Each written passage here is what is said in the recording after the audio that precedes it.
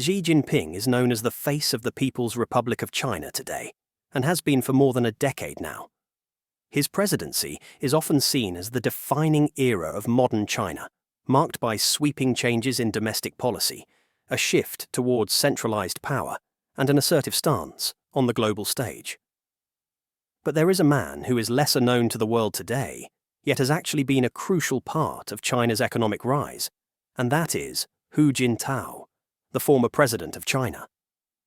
When Hu Jintao became the General Secretary of the Communist Party of China, CPC, in 2002, and then President of the People's Republic in 2003, the Chinese economy was already in a phase of rapid expansion. But it was in his leadership and governance that brought China's economy to become the world's second largest economy, overtaking Japan in nominal GDP terms in 2010. Here's a graph on China's nominal GDP, data from the World Bank. Hu Jintao served as president from 2003 to 2013. You can see that the GDP of China rose from $1.66 trillion in 2003 to over $9.5 trillion in 2013. That's an impressive rise. Here's a ranking of the largest economies in 2003. You can see that, as usual, the leader is no other than the United States, and the second is Japan. But amongst the list, China is still ranked as the sixth largest.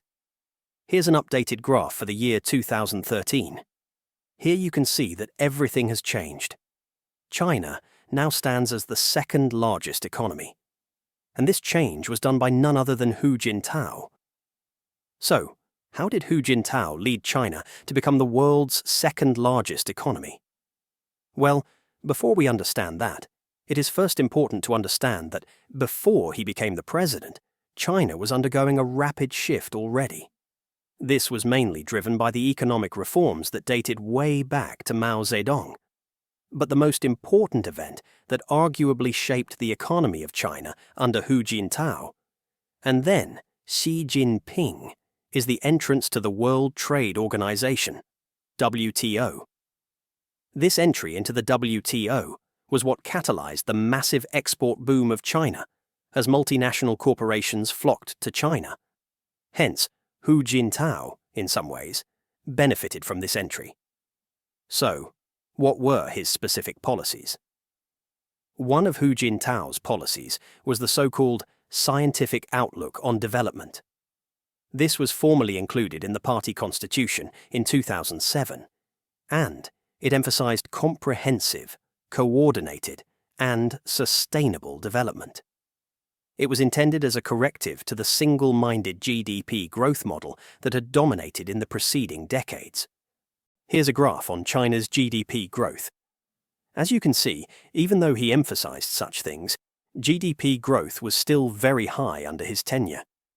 But of course, just because GDP growth is high doesn't mean he was wrong. His emphasis was merely on balancing economic growth with social equity and environmental sustainability. However, even though that was emphasized, China's use of renewable energy didn't really increase that much under his tenure. Here, as you can see in the graph, about the share of primary energy consumption from renewable sources, data from the Energy Institute. China's usage of renewable sources increased from just 5.3% in 2003 to 8.96% in 2013. Even though it's an increase, it is often overshadowed by the years after his presidency. But it might still be important to acknowledge that he started the transition. Following the scientific outlook on development, Hu Jintao then promoted the harmonious society, which became a hallmark slogan of the Hu Jintao era. At its core, it meant maintaining social stability through more equitable growth, addressing grievances like rural underdevelopment, corruption, and inadequate public services. While it might sound more like political branding than concrete policy, it had real economic implications.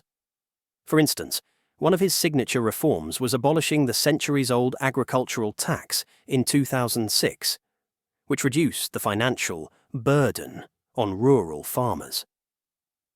Then his government had also expanded direct subsidies to farmers to encourage grain production and bolster rural incomes. Thirdly, he also promoted infrastructure investments into rural roads, irrigation, and electricity to improve living and production conditions. Here's a graph on the maize production of China. You can see that the maize production rose massively. In 2003, maize production was just 115 million tons, but by 2013, it rose to over 218 million. Here's another graph on the cereal production of China. You can see, just like maize production, cereal production rose dramatically over the 10 years he presided in office. Here's a graph on the overall agricultural production of China. Indeed, while overall agricultural production in China has already been going up prior to his presidency, he still managed to continue this rise. Then beyond his rural policies, Hu Jintao had also promoted social welfare. He introduced and expanded the new Rural Cooperative Medical Scheme. By the end of Hu's tenure, a large percentage of the rural population had some form of basic medical insurance, though coverage levels were still quite modest. In urban areas, the Urban Resident Basic Medical Insurance Program grew, helping reduce out-of-pocket costs. Here's a graph on the out-of-pocket expenditure percent of current health expenditure of China. Data from the World Bank. Here, you can see that in 2003, out-of-pocket expenditure was over 60.72%, but by the end of his tenure in 2013, it dropped dramatically to just 38.16%. That's a significant achievement, reflecting the impact of Hu Jintao's focus on expanding access to healthcare and reducing the financial burden on individuals. As a matter of fact, if you actually take a closer look, since 2013, the out-of-pocket expenditure has dropped, but you could see that it hasn't dropped as much as what was seen under Hu Jintao's tenure. Thirdly, another stated goal was to pivot from a purely investment and export-driven economy toward one that relied more on domestic consumption. This meant that Hu Jintao would include policies that would increase minimum wages and broaden social safety nets, under the theory that secure households would spend more. Although from 2003 to 2013, China's domestic consumption actually decreased. Here's a graph on the households and NPI's final consumption. Expenditure, percent of GDP data from the World Bank.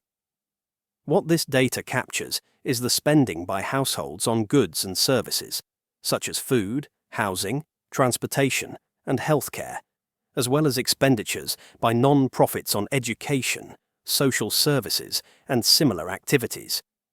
Here you can see that from 2003 to 2013, it has gone down. But as we mentioned earlier in the video, when Hu Jintao inherited China, the country had just entered the WTO. That meant a lot of exports. Here's a graph on China's total exports, data from the World Bank. You can see that since China got into the WTO, the country's exports rose dramatically. This is a reflection of the fact that while Hu Jintao emphasized the need for domestic consumption, it was overshadowed by China's entrance into the WTO. Nevertheless, he did a lot to raise domestic consumption. One of them is that he increased minimum wages. Here's a graph on that matter, data from the Ministry of Human Resources and Social Security, China. Here, you can see that under his tenure, China's minimum wages had increased year after year after year. By 2013, it rose to over 1,620 Chinese yuan per month, though this differed markedly by region. This policy, however, still somewhat boosted low-income households' purchasing power. Here's a graph on China's share of the population that was living in extreme poverty. Data from the World Bank Poverty and Inequality Platform. Here you can see that under his watch, China's extreme poverty had gone down significantly. In 2002, it was 36.9%, but by 2013, it dropped to just 2.7%. Of course, there was already a trend happening from the previous presidents. Nevertheless, his policies on minimum wages and on the promotion of rural development had helped accelerate the decline in extreme poverty during his presidency. This remarkable reduction in poverty is one of the most significant achievements of Hu Jintao's administration, as it lifted hundreds of millions of people out of dire economic conditions and improved living standards across the country. But there was just one problem that was seen under the presidency of Hu Jintao, and that was income inequality. Despite efforts towards social harmony, income inequality generally increased under Hu Jintao. Here's a graph on the income share of the richest 1% of China, data from the World Inequality Database. Here you can see that from 2003 to 2013, the income share had risen under his watch.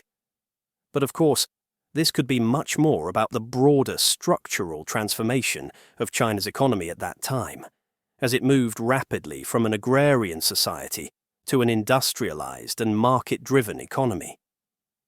The income disparity was mainly driven by uneven development across regions, with urban areas, particularly the coastal provinces like Shenzhen, benefiting disproportionately from globalization and industrialization, as many foreign investors came into those cities.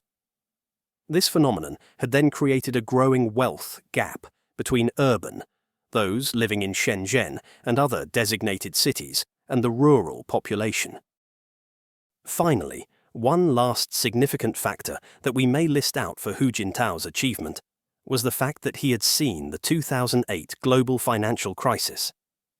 In 2008, as many of you may know, the world faced a global crisis. Many of China's key export markets, particularly the US and the EU, faced severe recession. Orders for Chinese exports contracted sharply. But Hu Jintao's administration had immediately addressed any potential spikes in unemployment and social unrest, as they launched a $586 billion stimulus package, about 4 trillion renminbi at the time, in late 2008. This package was one of the largest in the world relative to China's GDP, and primarily funded massive infrastructure projects, including railways, highways, and social housing. Here's a graph on China's annual GDP growth per year. Here you can see that China's economy had stayed afloat and even posted growth above 10% by 2010. The stimulus had basically shielded China from the worst effects of the global downturn. But the problem that this stimulus brought was a surge in government debt. Here's a graph on that matter.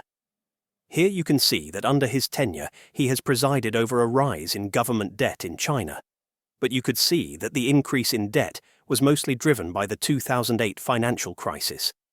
And since the crisis, the debt continued to rise. So, looking back on his presidency, we get to see a massive transformation. Arguably, one that is more dramatic than the one seen under Xi Jinping. Hu Jintao basically presided over a golden decade of high-speed growth. But of course there were problems under his watch, problems that we have not even discussed in this video. But anyway, do let us know what you think. Thanks for watching.